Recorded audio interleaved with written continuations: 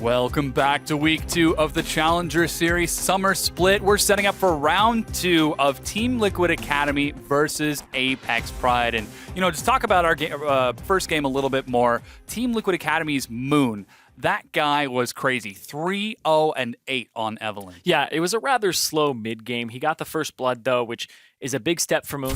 Yeah. I think he actually is becoming more of an aggressive jungler, and especially on Evelyn, which they enabled by having 3 jungle bans against Diamond Prox and pick the jungler, or forced to pick a jungler that didn't have CC, because it was between Graves and Nidalee at that point, and neither of them have a way to lock down Evelyn. Yeah, he just had such an aggressive presence across the whole map, too, constantly hunting down Roar. Whenever Shifter would push up past the halfway point, stopping by for a quick gank. Yeah, especially when he has that much damage and he's prioritized AP. At that point, your AD carry is paper, and he's going to walk up, use Ravage and Hate Spikes, and the guy's going to be out of it. Yeah, just so much damage over the course of that match. Question is, though, now that he's on blue side, does he have to prioritize so many jungle bans? That's the question here. Is that a one-trick thing? Is that something that you can only do on red side? Yeah. But I think it's fine, because if you're looking at what you're going to first pick, well, what was banned by Apex, LeBlanc, Maokai, Vladimir. They probably still have to ban Vladimir, because you're going to first pick Vladimir. If you look over at what ended up happening, though, for that game 1, Apex, they could have actually seen this coming and been like, okay, their last ban is going to be Elise. They could have not banned Vladimir themselves if they knew the jungle was going to be pinched like that.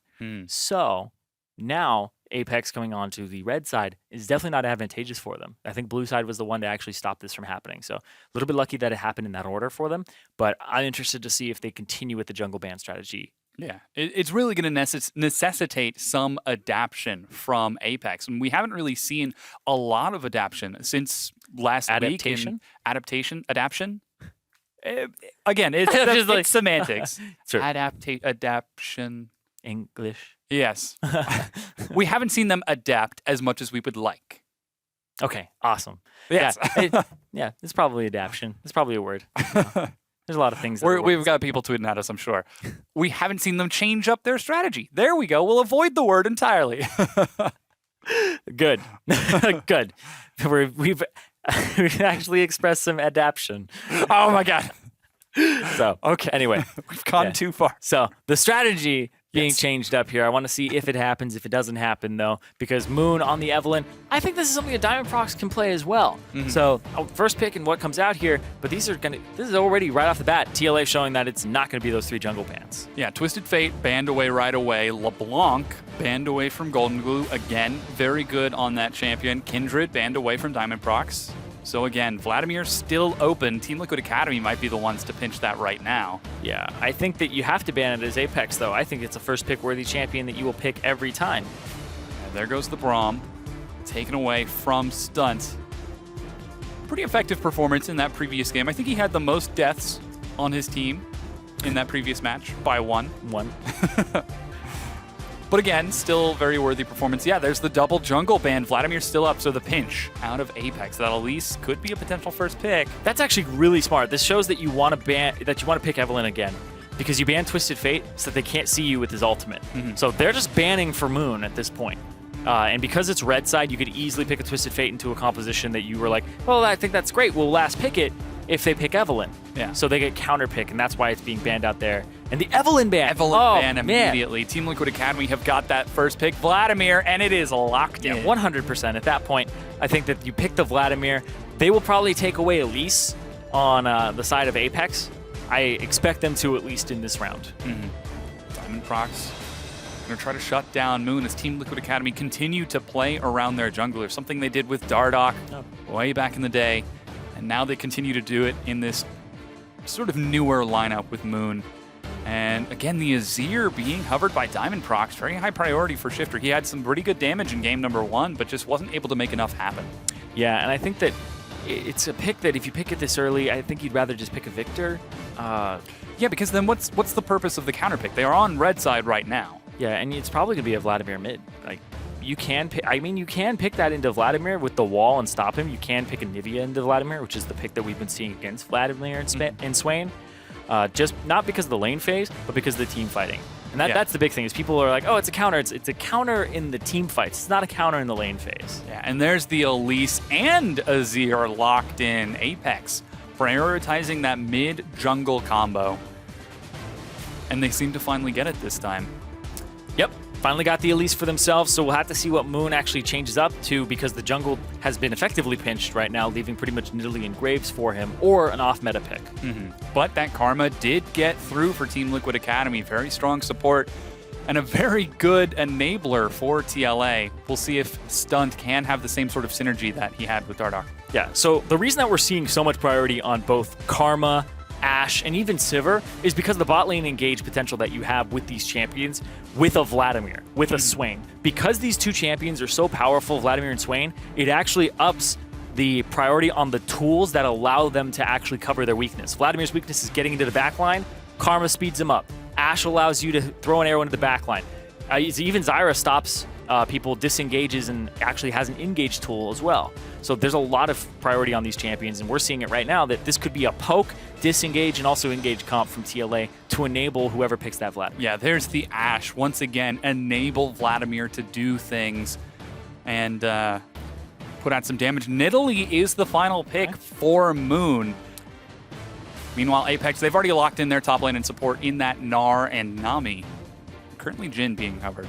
Yeah, Jhin, Nami. Jhin actually has a lot of priority on him as well now. We actually haven't seen it in the NALCS too much. I don't think we have at all this split.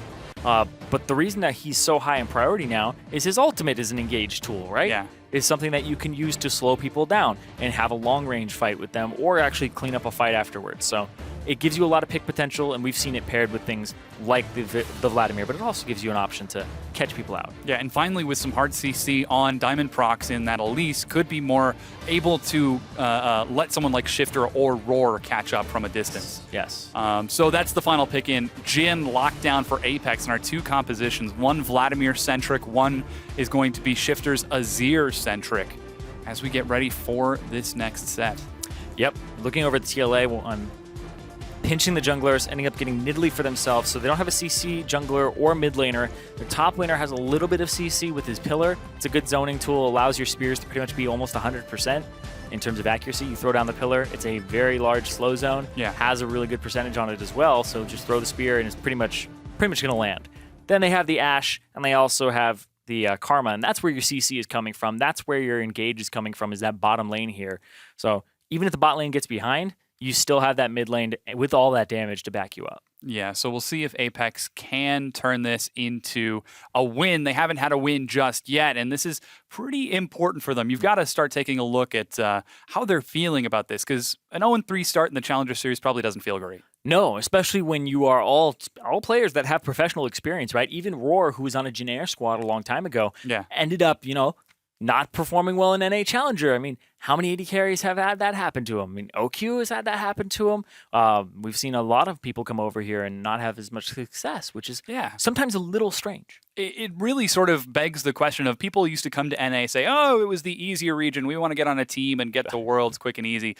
But now we've got best of threes in the regular summer split. We're seeing some very competitive matches. And even in the Challenger Series, we're seeing some competition. The thing is people come over here, they're used to that just rigorous competition every day in solo queue. They get here and I think it's an underestimation of how quickly they acclimate to NA solo queue. It's like the Rush comes over here. He's like #1 in Korea. Comes over here. He's like, okay, I'm just messing around now. This is okay. So we get first in solo queue in a week. Anyways, tweet at LOL Esports with hashtag TLA win or hashtag APP win. And let us know who you think is going to take it. Will Team Liquid Academy get their first 2-0, or will Apex finally be able to get one match win? It's week 2 and they haven't had one yet.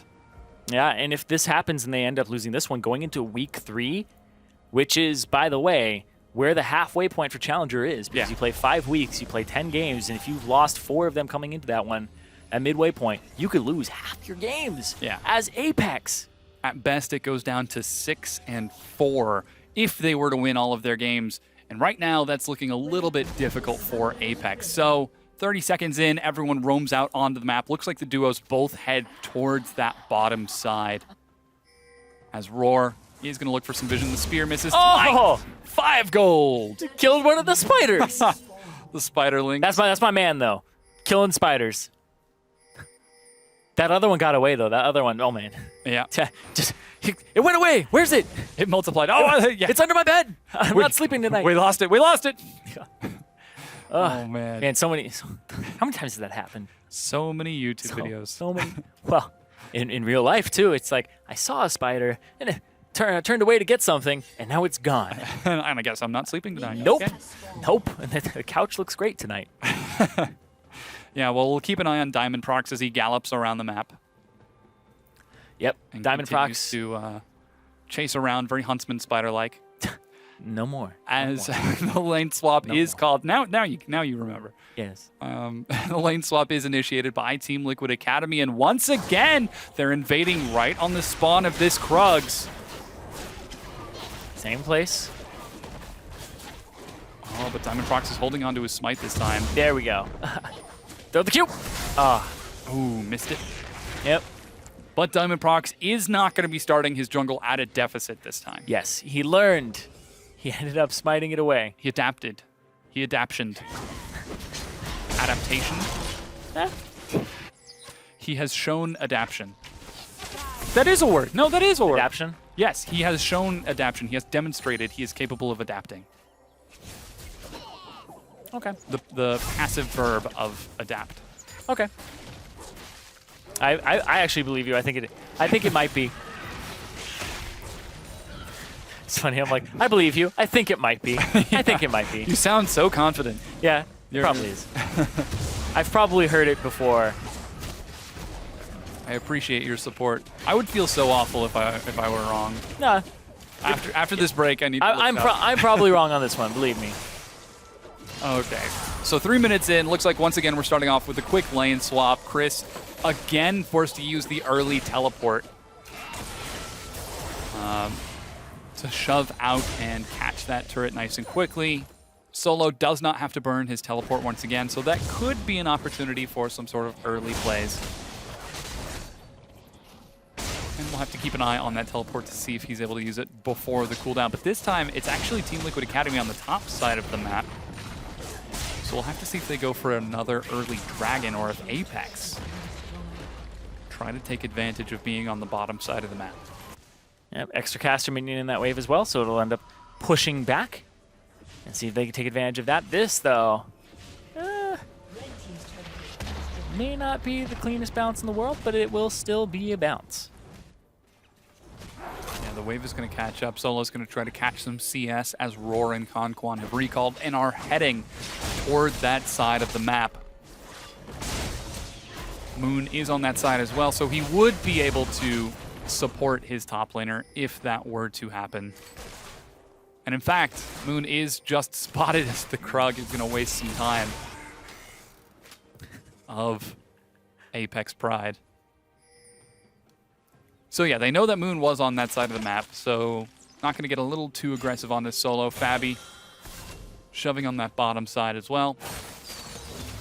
Try to deny that CS for Chris and build up a nice healthy wave to eventually crash into that bottom tier 1 turret for the follow-up shove. I looked up adaption. Oh, God. I love it, because I put in adaption, and it was like, did you mean adaptation? And then I looked at the dictionary definition, and it's like, define, adaptation. I guess they're the same thing. Okay. Interchangeable, another version of it. Adaptation. Yeah. Oh, boy. So yeah, early game.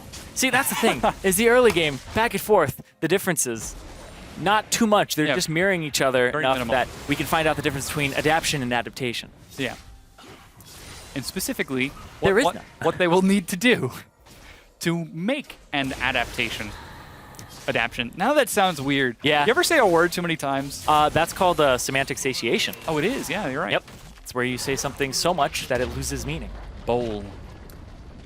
Bowl, bowl, bowl, bowl, bowl, bowl. That's a tough one. Bowl. Yeah, when I was in computer science, actually, sometimes words just look weird. Like the word loop. L-O-O-P.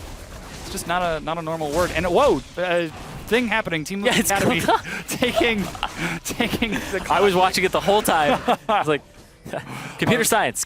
I was stuck in my own brain. Sorry. In a loop. I was in a loop. Finally, it broke. Okay. But yeah, sometimes words do look funny when you look at them and you're like, is that how you spell that? I've been spelling that my whole life. and my hand knows it because muscle memory knows more than my brain. Yeah.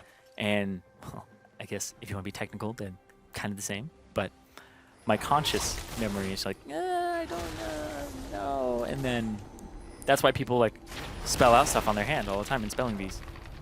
Muscle memory is a little bit better. Yeah. Trust your brain. Your brain knows what's right. Your body knows as well. Now I've got my mind's telling me no. Listen to your body. Go in a spelling bee. Go.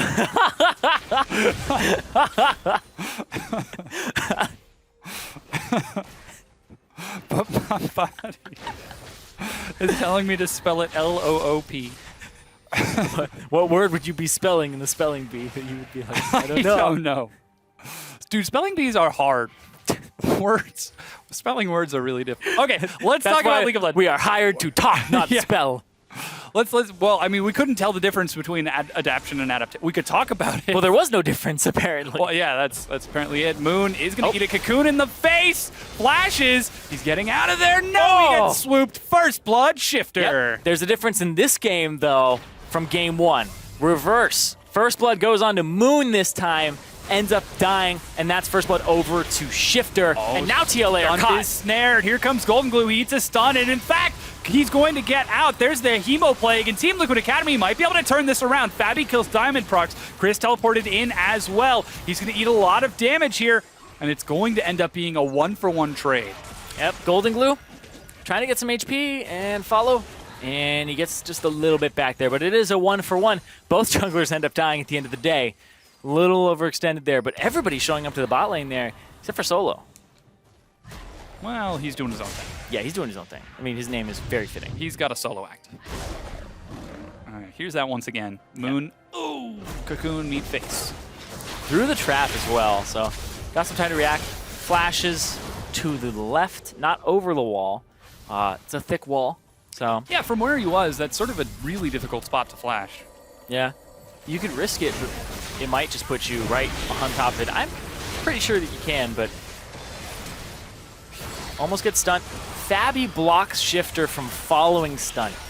That's what ended up saving his life. Is the Azir E, the shifting sands, will end up stopping you on the first person you hit, and Fabi blocked it. Yep. Using himself as a human shield for Mr. President stunt, as blue buff has now spawned for Apex Pride. And Team Liquid Academy smart enough to ward it. Don't walk into Apex's trap. Team Liquid Academy still up by about 700 gold. Yeah, and this is mostly just coming from CS, right? Mid lane, we actually have Fabi down in CS, but he's even in gold. But mid lane, he's pretty even. Jungle up 200. It's that top lane. There we go. That's where that CS differential is. It's that 25 to 26 up there. So sitting on about pretty much the whole lead right there, 700 in favor of Solo. I don't know if this is a lead he can really leverage just yet, though. Yeah, especially since it's just gold in his pockets, no combat stats. It's no combat stats just yet. Well, he does have the Tiamat to the Phage of Chris, so yeah, about the same cost. Even. Next Drake will be a Cloud Drake. That would be the second for Team Liquid Academy. Moon would love that to sneak around the jungle nice and quick. Even getting the Ether Wisp. Whoa! All three pronunciations. Wow. Which one is it? Yeah. Anyway. It was the Team Liquid Academy approach. Just fire skill shots down mid lane. Eventually you'll hit the mark. Yeah. Except none of them did. Say all of them like very quickly every time you say it. Ether. And then you're just like, all right, we're moving on. Wisp. Boom. There's no... One of them is right. Which one is not like the others? Yep. Sometimes I like to listen to the pronunciation of words that I'm not 100% on the pronunciation of, and I'm always fascinated because it's things like mana versus mana. Yeah. Well, yeah. Or decline. Well, I feel like we're starting to finally get to a point where mana can be considered standard. Yes. If not proper. Because enough people do it. Enough people use it. But the thing is there's two different words with two different pronunciations, right? M-A-N-N-A is mana. Okay. Just like it's Janna. What is mana? Mana is M-A-N-N-A, and it's the bread from the gods. Oh, interesting. And M-A-N-A is mana, and that's the casting force. That's what you use as a resource. So 2 different things. But regardless, there are some fun things like most words that are DE are dis sounds as opposed to D sounds. So it's not like decline, descend. It's descend, decline. Anyway, we're done with the lesson for today. Yeah. Back to the league Well, lesson. that's like the Lamb's respite versus Lamb's respite. They're both correct. It's just They are. English versus European pronunciation, or I guess UK pronunciation. Yeah. And funnily enough, respite is the American pronunciation. Yeah, which you wouldn't think. Yeah. We go really hard on a lot of things in our language. Our R's are really hard, and that's if... Well, that's because we're a rhotic Yeah. dialect of English. Boom. Good job. Thank you. We're very hard on a lot of our... it's funny because we're hard on things like R's, but a lot of other consonants we skip over. Like even in the word consonants, I kind of put everything together instead of consonants. Consonants. Yeah. Yeah. Okay. We just heard we're going a little bit too far off the deep end. Yeah. It's We'll bring it back. Just like that, I could talk about League of Legends for hours as well. Yeah. So, Okay, so Solo continuing to shove on that top side. Still moderately ahead, 25 CS. He does opt for the Swifty boots for more mobility, along with his teleport that is up. Cloud Drake spawns, and Team Liquid Academy once again first to the pit, and Apex Pride are in no position to counter it. Diamond Prox is on the other side of the map. They seem to be okay with giving up Drake after Drake. and that's been a big problem for Apex is they like to play the map in the lanes. They're a lane-focused team, and it gets them killed. But it might get them kills too. Solo getting very greedy, flashes forward, but doesn't have enough. Chris heals it back. Yep, Chris ends up flashing out of the Hydra, I believe, there, which may have been enough to finish him off. The bite and then the Hydra. I don't even think he got the auto and the bite off for the auto attack reset. I think it was just Solo going for, I need to kill him, and went for just the chomp damage. Bit of a greedy play from Solo, but that is going to let Chris catch up a bit in gold and CS on that top side. Along with some help from Diamond Prox, he's going to try to deny Solo as they shove it straight into the tier 2 to deny that out. But here that is again. Yeah, and seeing this is actually quite beneficial because Solo, he's up in gold. He knows it. He has the advantage. Follows it up. Stops the jump there is what it looks like. Actually just gets him just barely. And then he goes in. Flash, yeah. Oh! Yeah. He did the Tiamat bite Tiamat instead of Tiamat bite. He did the bite Tiamat, yeah. Yeah, instead of animation canceling. Yeah, because there's a couple ways you can do it. If he is like literally a god, he could auto bite Tiamat, like auto interrupt his auto with a bite and then Tiamat. And it'd be so fast though. But that's like one of those desperation situations and where I think Chris flashed way too quick anyway. Yeah. Chris was slower than it would have worked, but Chris was a god. In that We're just throwing that around all the time in that one play. I've called so many people gods in League of Legends that we almost have a Mount Olympus. Yeah, what is your pantheon? Man, have you seen how many gods there are on Olympus? Oh, yeah. Everyone's a god. Or at least a son of one, or half. Regardless. Yes. Well, bringing it back towards the game once again. 14.5 minutes in. Rift Herald. This time, it looks like Team Liquid Academy are going to be able to take it. Having some difficulty hitting the giant glowing eye as they're trying to juggle aggro. There they go. Finally get a good position. Though Diamond Prox is there. Yeah, he doesn't want to put himself in the pit. He doesn't have any smite. Arrow is going to hit Shifter. There's some damage. Tether is going to land. Moon is forced to flash out, and Diamond Prox kites it away. Stunt is still eating damage. Solo, again, overextended. Could be locked out. He is. Shifter tosses him back in, and Apex Pride get their third kill of the game. Yeah, Apex are actually playing these little picks just better right now. That was Apex starting up the Rift Herald, and they got pushed off of it. But then they turned it around. Even though that arrow landed onto Shifter, he was able to execute the fight and the remainder part of it really well, chunking out Stunt, and ultimately getting a kill. Oh, arrow. 1, 2, 2 bullets are going to hit Fabi. 2 out of 4, 50%. Generally good. But that was mostly to buy time for that mid-tier 1, which he does. The sound effects on that skin are just so great. Oh, yeah. Oh. Well, they're... Wasn't that the classic Jin sound effects?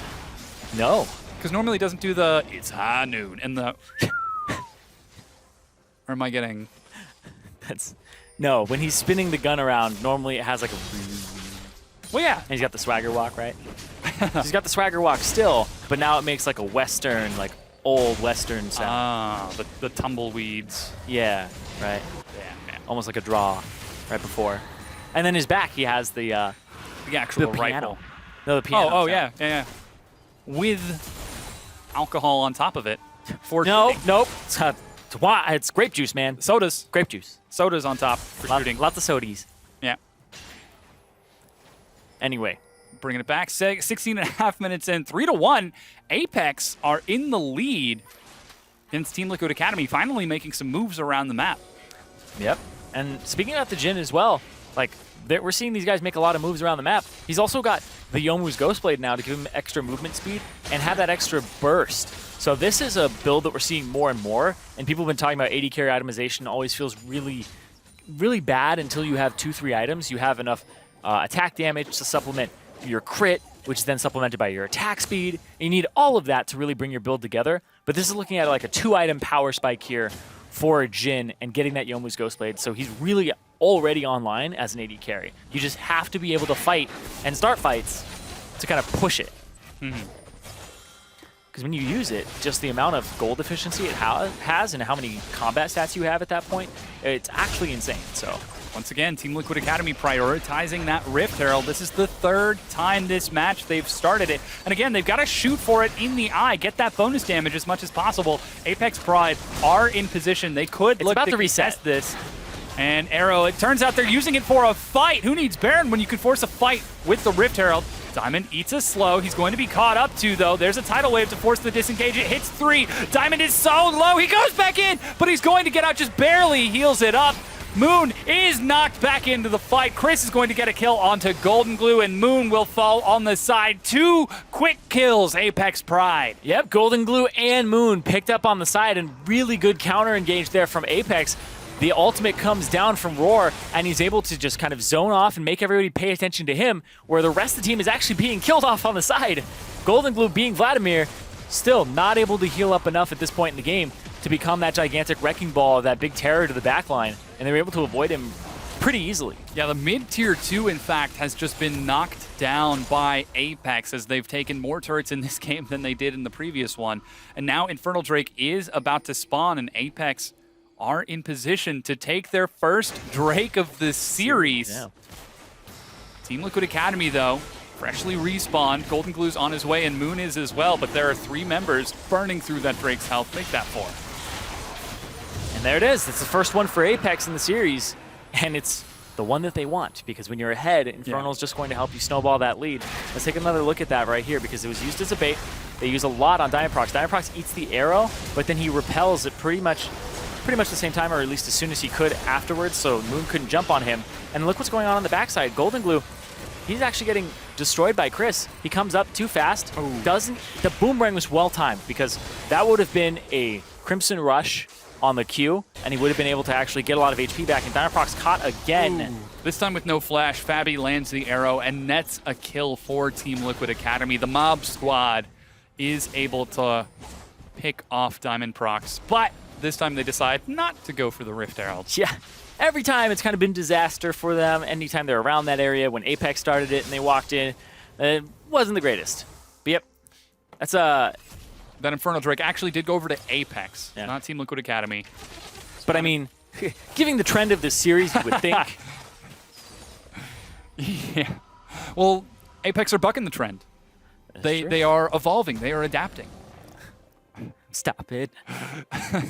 But yeah. Anyway, Golden Glue, he got towards that backline, but Chris just 1v1'd him on the side, pushed him all the way out. Was rather impressive, because it was the correct thing to do 100%, because Golden Glue had the Proto Belt, he had Ultimate, which he had to blow on one person, and then the really well-timed Boomerang, because he would have been Crimson Rush into his Ultimate going off, giving him a ton of HP back. And that's now the Spirit Visage completed for Golden Glue, so he will be able to heal up a lot more in these fights and be even more difficult to kill. Still no Grievous Wounds yet out of Apex Pride. Ooh. Yeah, baby. Roar going for the Duskblade second. Oh, wow.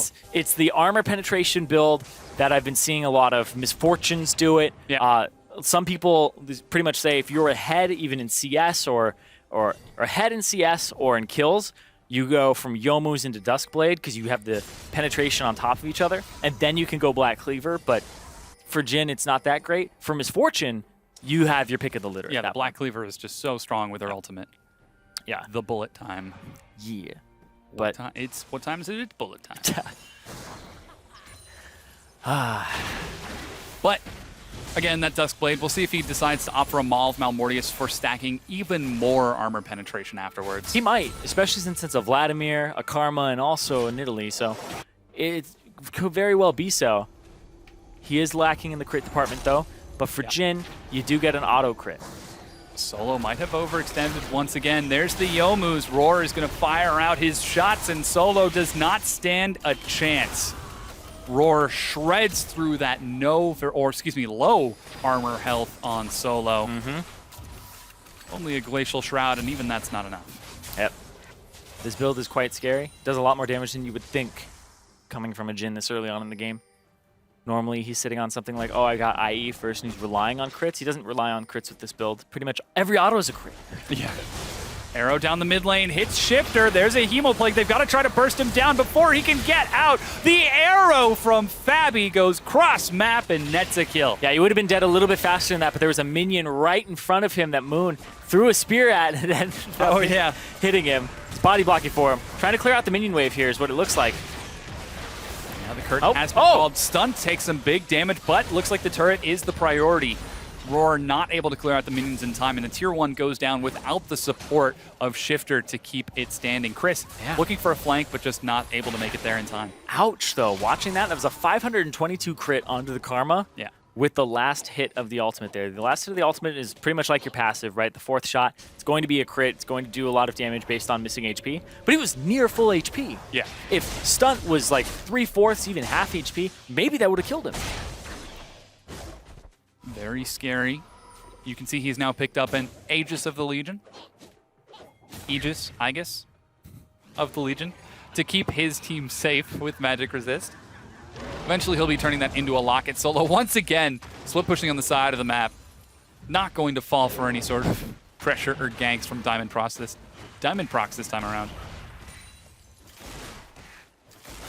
Ooh, they're fighting over the wards. Yeah, he's able to toss the attack in time and clear it out. Golden Glue splitting. Going now for the Fiendish Codex. I presume that's eventually going to be turned into a Zhonya's. Just to give even more sustain to the already tanky and healthy Vladimir before he starts looking for additional ability power. And Team Liquid Academy are starting to press forward with this vision, using some very coordinated team play to try to collapse on this top lane. The arrow goes out. Oh, let it just a little bit too much. Roar is going to flash. There's a follow-up, but he makes it under his turret. They could try to look for this tier 2, though. Yeah, has to blow both summoners there. Gets one out of Stunt, though. But that's going to be a very low mobility AD carry without his mobility summoners. Yeah, and with Ocean Drake spawning in 30 seconds, that could be Team Liquid Academy's next big target. It looks like Apex Pride are trying to collapse on this, though. Diamond Procs is going to eat a spear. Cocoon finds Stunt. There's no follow-up just yet. Conquan's trying to catch up. Shifter. Well, they at least push them all the way around, so now they have the inside track on mid lane, and they can push that. Yeah, looking just now, board up the jungle. Roar, with no escape summoners, is going to press forward with his team, and Fabi finally makes it to the inhibitor turret to catch the minion wave. So good maneuvering from Apex Pride. Matches Team Liquid Academy. That Ocean Drake has now spawned, and Apex Pride are the ones who've got the inside track to it. Yeah, but TLA, they're pinging the Baron already. Oh, they don't see that ward, though. Stunt's trinket actually fell off right before. Now, you have to rely on how fast can you actually do this. They're coming across the map now. Every game, the Apex arrow lost hits to the Baron. Shifter. Solo goes in. Can they drop him in time? He's almost certainly going to die to the Hemoplague. He drops a double kill, in fact, for Golden Glue. And Apex have lost 2 members. And Team Liquid Academy are still fine. Again, if you want to beat Apex, you go to Baron, and you're going to win the team fight. They just seem all out of sorts every time they all group up as 5. Chris, he's looking for an ultimate, but he's about to turn mini, and now TLA engaged. Yeah, Roar has been caught. He is going to drop. Golden Glue doesn't even use the Tides of Blood. Finally catches up. They pick up their 3rd kill. Chris is kiting it out as best he can, but it's 5 versus 2 right now. And Team Liquid Academy, once again, they're going to try to bait out this Baron. Apex, up in turrets, up in kills, up in gold, and then TLA go to Baron. Same story. I feel like a broken record whenever this team is being cast on Apex side. Yeah, they're now looking for the inhib. Conquan has caught back up. Golden Glue heals up quite a bit. This is Diamond Proc going to be looking for it. He's able to get one kill. Chris has the ultimate. He jumps in. He only catches one. The Baron's down to 2,000, and Apex have gotten too greedy. They've bitten off way more than they can chew. Diamond Proc's gonna try to finish this off, but Solo has killed Chris. The Baron is so low, and he's finally going to be shut down. An ace for Apex Pride, and they get the Baron. That Baron fight lasted so long that Shifter got to respawn, walk back, and then rejoin the fight. So Apex actually come out on top and get themselves a Baron. Contrary to what I was saying, Yeah. it took way too long for TLA to actually close that Baron out, so now this is going to be an inhibitor turret for Apex. Yeah, might be an inhibitor as well. It's a pretty big minion wave, and only just now is Moon and Golden Glue spawning. It looks like Apex Pride aren't going to take their chances. They take the turret and head over towards that, what looks to be a free dragon, as Team Liquid Academy can't quite contest this. And Apex Pride, they are finally in the driver's seat in the mid to late game. Yeah. Thing is, it's 27 minutes in, right? It feels like a longer game, but they're up 3,000 gold at this point, and it's looking better for them because of that, right? They ended up having a little bit of a slip in that first fight. Second fight went their way completely because they're taking so much damage here. Look at the HP on Baron. It's so healthy right now, and Moon is low. Stunt is low. They're all low. Chris is just hanging off on the side, and Diamond Procs, I believe he throws in a spider. Yeah, there goes the spider right into the back line. Hits stun and does a lot of damage to Fabi as well. And now Chris is just trying to get it. The cocoon lands onto Golden Glue, so Golden Glue can't actually use his Q there, which causes him to die.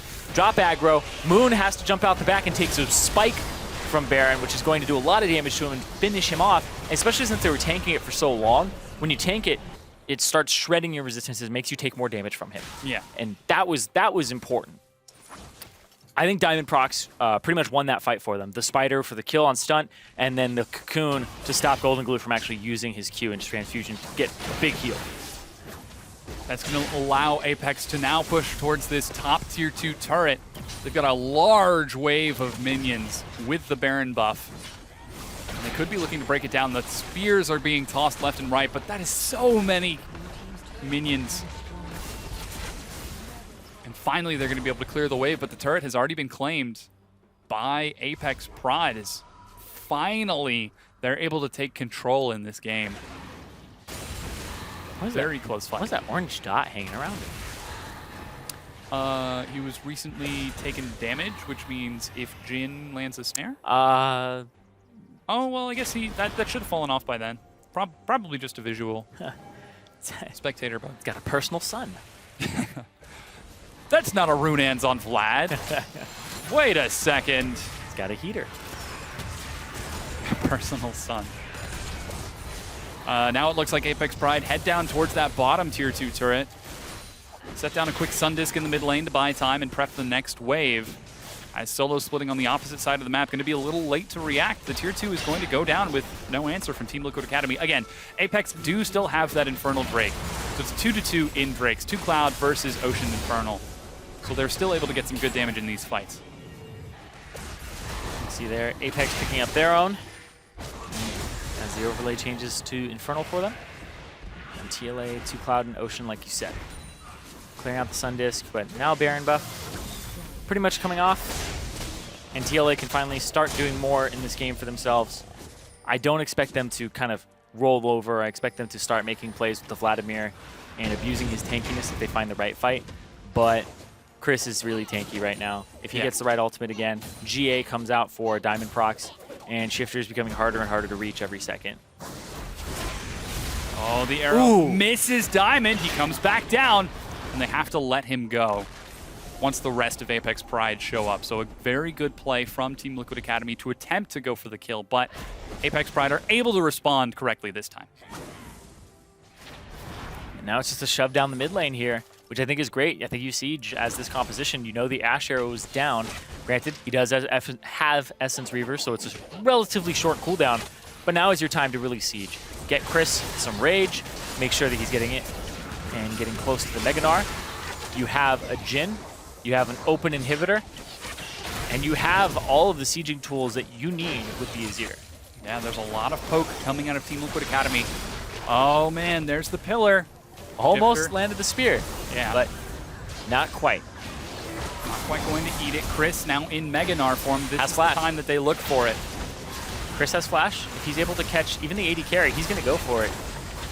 The inhibitor's finally going to go down. Golden Glue goes in. He dropped the Hemoplague Proto Belt. Chris is separated from his team, and so too is Golden Glue. And I think Golden Glue likes Ash that arrow? more than he does the arrow. Finds Chris. That's still the tank, though. No pillar to follow it up. There's Golden Glue healing up.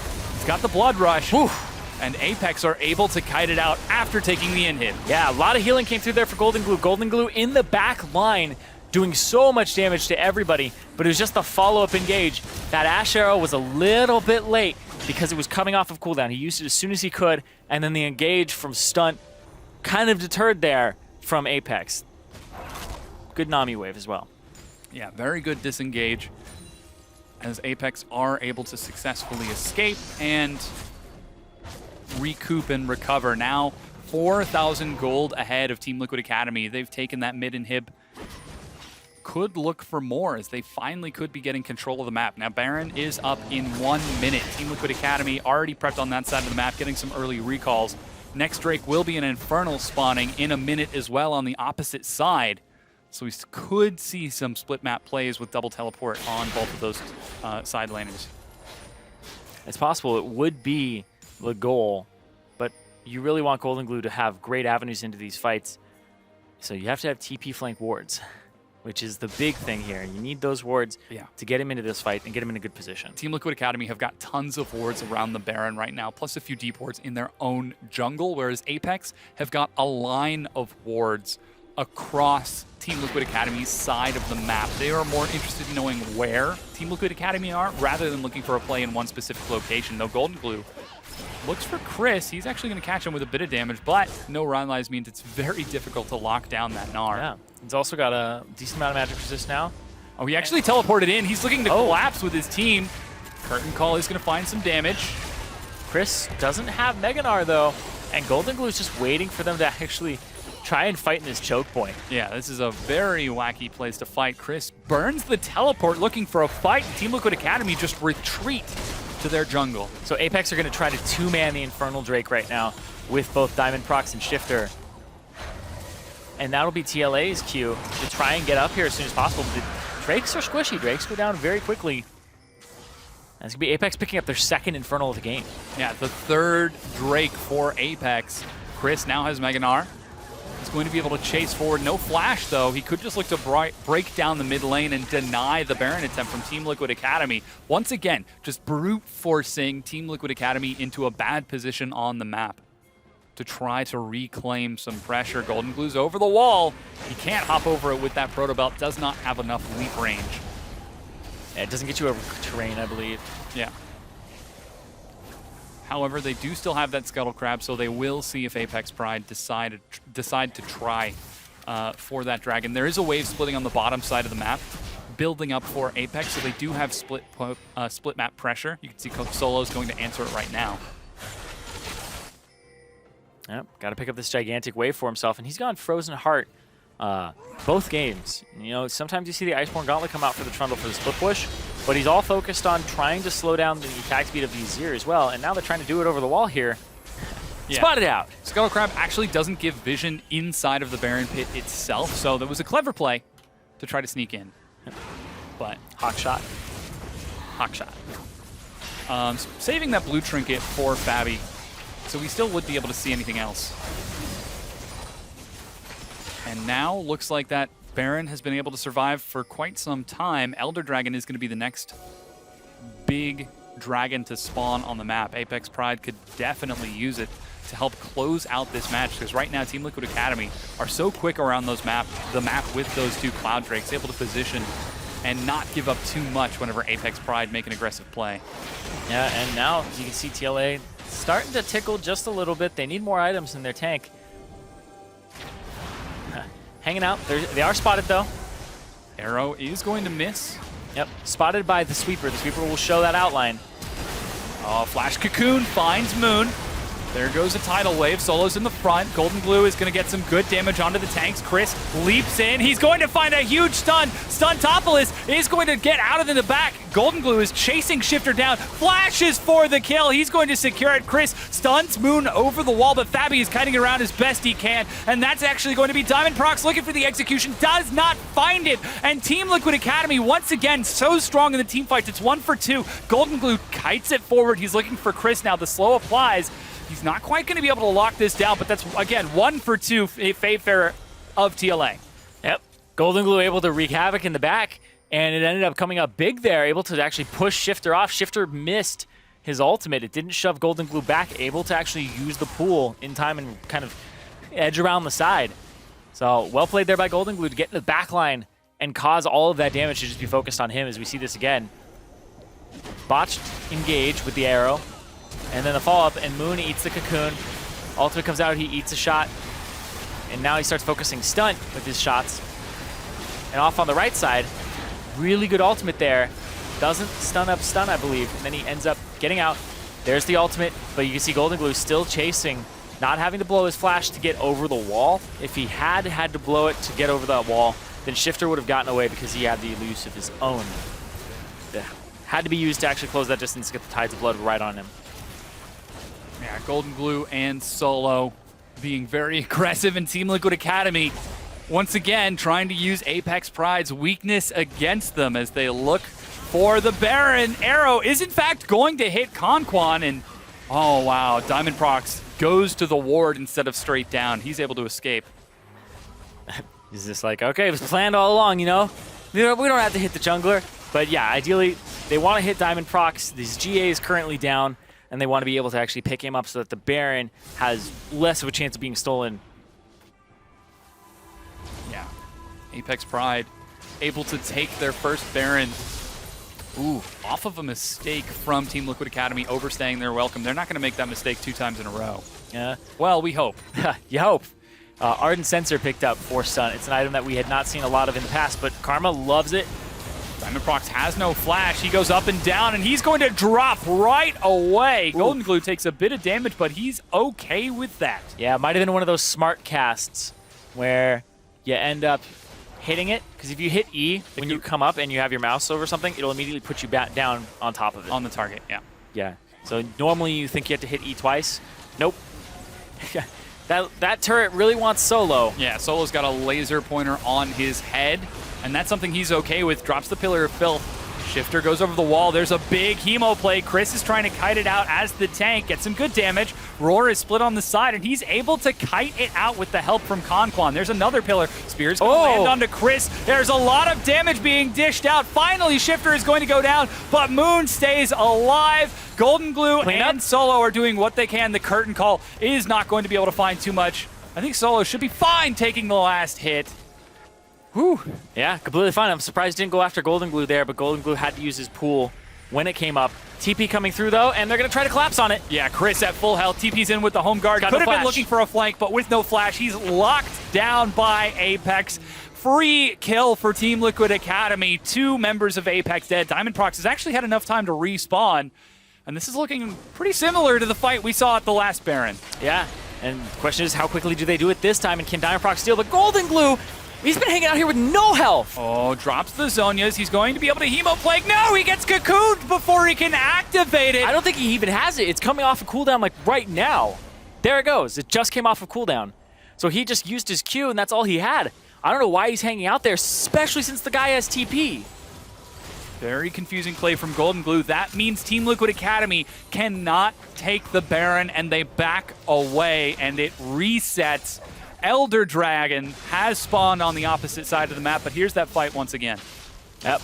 Comes through. Chris, this is interesting because Chris kind of panics and uses his E to get over the wall and get a little bit to the right more. But if he had saved it, you see this bubble comes out right after. See, he hops here to get over the pillar. Bubble comes out, hits 3. If he hadn't have hopped, he maybe could have thrown 3 people into the wall there using his hop on that top side of the map, and then it would have been a much better combination. Yeah, there's the final curtain call. They There it actually is. missed Okay. the lineup Yeah. right here. Yeah, it doesn't matter though. He actually couldn't have gone after Golden Glue there. Golden Glue had one hit with a missing HP one, but still able to get out. And then he had to run up, and then he didn't back or TP back in, waiting for his cooldowns. Just a little bit late on that though. Just a bit too much. Another spear gets tossed out as Team Liquid Academy are looking to break Apex with this poke. Eventually try to close this out. We're pretty deep into the late game now, 41 minutes in. One fight could determine it.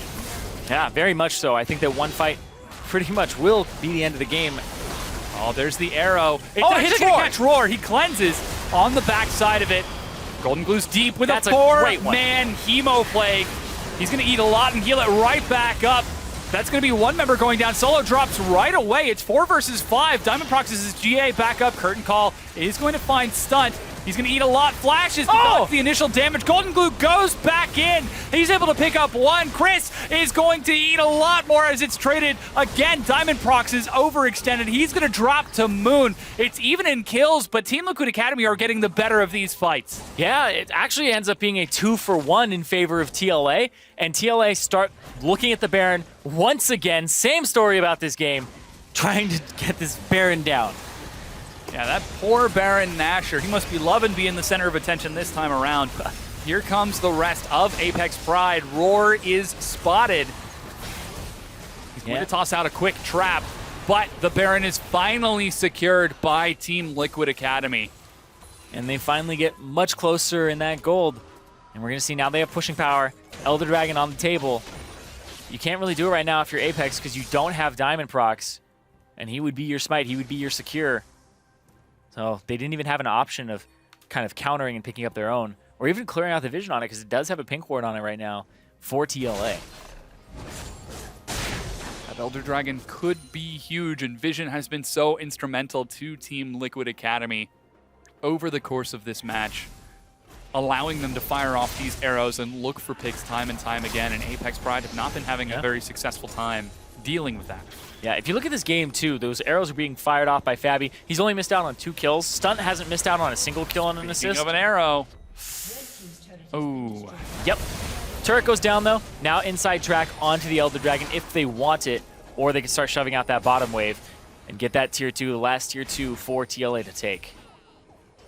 Yeah, they are now currently heading back towards the mid lane. Diamond Prox looking for the flank. Pillar of Filth is going to knock up Conquan, but again, without the arrow, they can't really lock anyone down.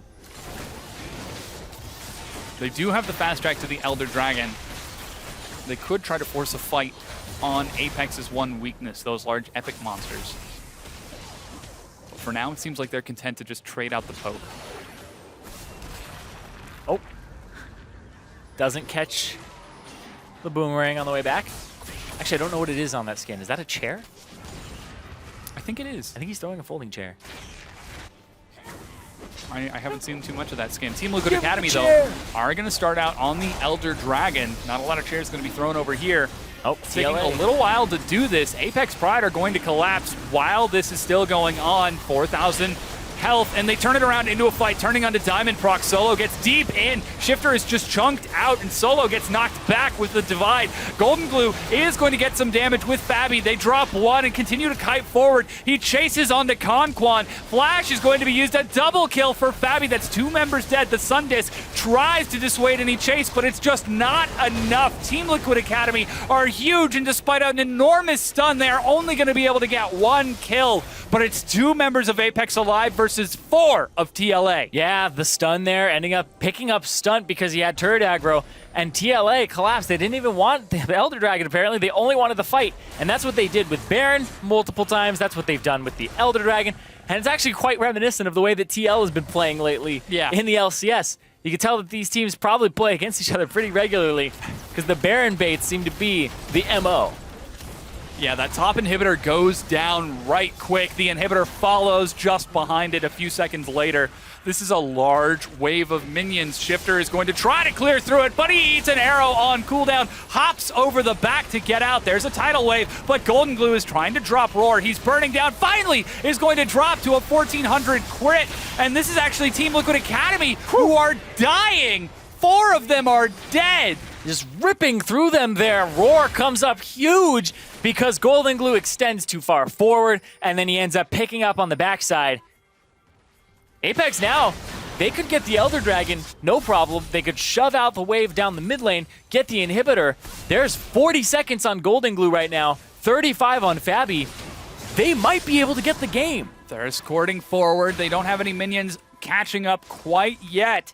Apex Pride are charging for this inhib. 30 seconds before Fabi, Golden Glue, and Boone are going to be back up. The inhib is shredded by Roar. He's got a 900 crit on that inhibitor. Oh, there's a teleport coming in as well.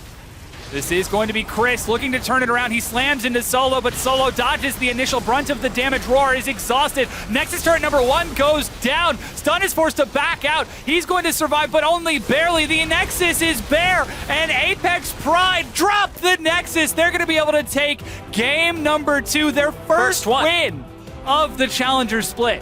Their first win in the Challenger split right now, and that's incredibly important because momentum needs to come through for the next week. Coming into week 3 and saying, we haven't won a single game, that's very demoralizing as a team, and you can't even say, like I said before, that, we played the hard teams. It's like Nova's a team that maybe they're really good, but they don't have the same type of caliber on their team in terms of individual talent that we've been seeing in like TLA, in Apex themselves, and in Cloud9 Challengers. So it's pretty stacked right now. Yeah. Good that they picked up their first win, but that also leaves Team Liquid Academy at 2-2 right now, only splitting series at the moment, not being able to have a dominant victory. But I think that they played 2 of the strongest squads already. Yeah, they did play some of those bigger teams from what we were expecting. Got to feel pretty good for the morale. But continuing on this for Apex Pride, getting the morale boost win, finally able to take it in that 50-minute match as their Nexus is being shoved. They're finally able to come back. Yeah, I think that it's a really back and forth thing. Their Nexus was being like basically almost destroyed at that point. It's not like super close, like a backdoor or anything like that, or like a rush. It was really overextended, greedy. Death timers were coming back up, and honestly, a big throw there by TLA because they overstayed and they didn't know their limits, or they went for the greedy play as well. Yeah, that really seems like the theme of what happened with Team Liquid Academy. Bait the Baron, look for a fight, and then if you do get a successful fight, try to take the Baron, try to take something afterwards. But they allowed themselves to make mistakes with that multiple times. Yeah, I think that they ended up having some success with it in this game just a little bit. Right? We saw a team fight end up going the way of Apex, eventually a very long Baron team fight. And then we saw both teams actually pick up a Baron in this, and both teams pick up some Dragons, right? Back and forth. So the trading of objectives and the baiting of objectives was pretty good by both squads. But we saw at least one time for each one that it didn't work out and it really hurt them. Yeah, so there definitely is still a lot that both of these teams can improve upon. Team Liquid Academy, again, having already played 2 of the arguably top teams from what people expected. Well, now they're going up against some of the more, what people think might be the middle tier teams in this Challengers series. They looked very strong in this series, despite that loss as well. Yeah, it just seemed like the way that TLA was going to close these games out was by trying to bait the Baron. And we saw a little bit of a bad habit here in the shot calling of TLA. Was they brought Moon in, so they lost the Dardoch calls that they had last week. And we were seeing a little bit different things here. The nuances are at the Baron. We saw them stay and knew that their damage wasn't high enough, that they were going to get collapsed on again, and they risked it. That's the thing, is they risked it in a very low probability scenario to try and get that Baron, and then they did the same thing with the Nexus. So they did it twice in this game, and both times it failed, and both times it put Apex back in the game. Yeah, I think at one point in the game, I was like, there's no way they're going to make the second mistake back-to-back. And then they ended up losing that series. But we've got some more league action coming your way with Game 2 between Enix and Cloud9 Challenger. Don't go anywhere. We'll be right back. Every game, the Apex arrow lost hits to the Baron. Shifter, Solo goes in. Can they drop him in time? He's almost certainly going to die to the Hemoblake. He drops a double kill, in fact, for Golden Glue. Chris has the ultimate. He jumps in. He only catches 1. The Baron's down to 2,000, and Apex have gotten too greedy. They've bitten off way more than they can chew. Diamond Prox is going to try to finish this off, but Solo has killed Chris. The Parrot is so low, and he's finally going to be shut down. Chris leaps in. He's going to find a huge stun. Stuntopolis is going to get out of the back. Golden Glue is chasing Shifter down. Flashes for the kill. This is going to be Chris looking to turn it around. He slams into Solo, but Solo dodges the initial brunt of the damage. Roar is exhausted. Nexus turret number 1 goes down. Stun is forced to back out. He's going to survive, but only barely. The Nexus is bare.